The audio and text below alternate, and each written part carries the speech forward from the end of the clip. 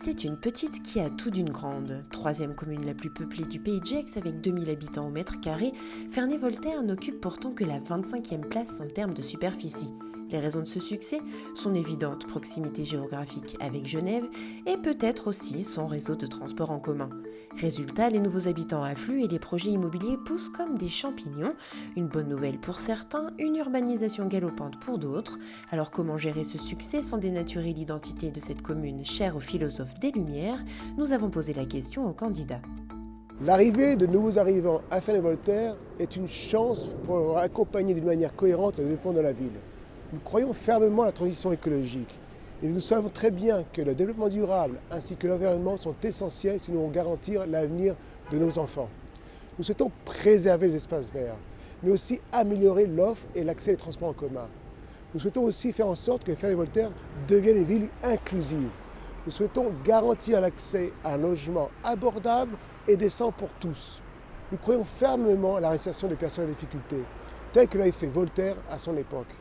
Ferney-Voltaire se doit de devenir un modèle de développement pour le XXIe siècle.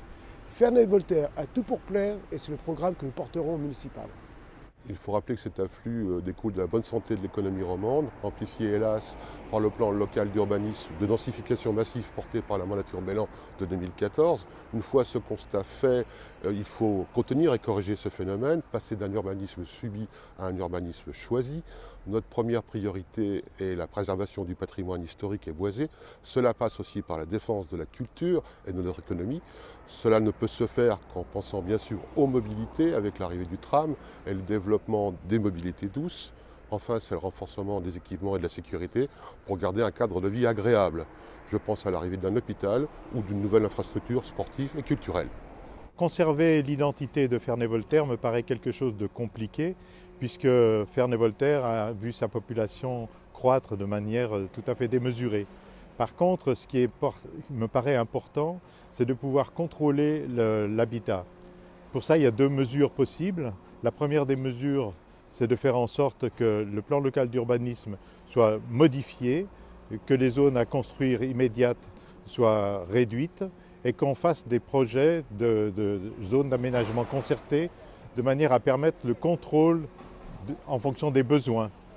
Enfin, il faut essayer de donner du logement aux personnes qui travaillent sur France, aux personnes qui sont en difficulté, les personnes handicapées, les jeunes qui cherchent à sortir de leur foyer, et puis les personnes âgées qui sont seules.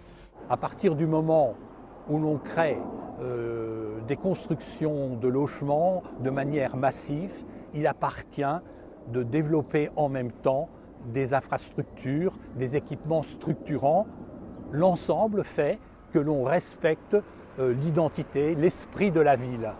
C'est tout ce qui ne s'est pas fait à Ferney-Voltaire parce que deux mandatures successives se sont employées à détruire cet esprit par des constructions massives en l'absence de tout équipement structurant. C'est dommage. Deux mandatures, deux enfants du pays qui sont permis de saccager leur propre ville au détriment des habitants qui ne retrouvent pas leur ville, qui ne se reconnaissent pas dans une ville qui se dénature petit à petit.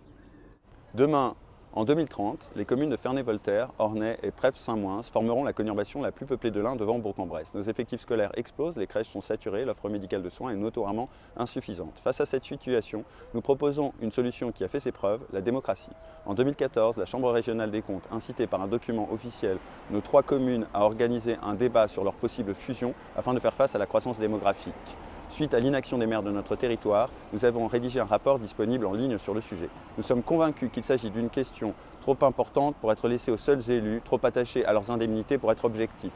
Si la liste Ferney-en-Grand est élue en mars 2020, elle organisera le débat nécessaire et laissera le dernier mot aux citoyens. Car en démocratie, c'est à ceux qui en subiraient les conséquences de prendre les décisions. Rappelons que les dernières municipales de 2014 avaient porté la liste d'hiver droite de Daniel Rafoz au pouvoir avec 50,44% des voix.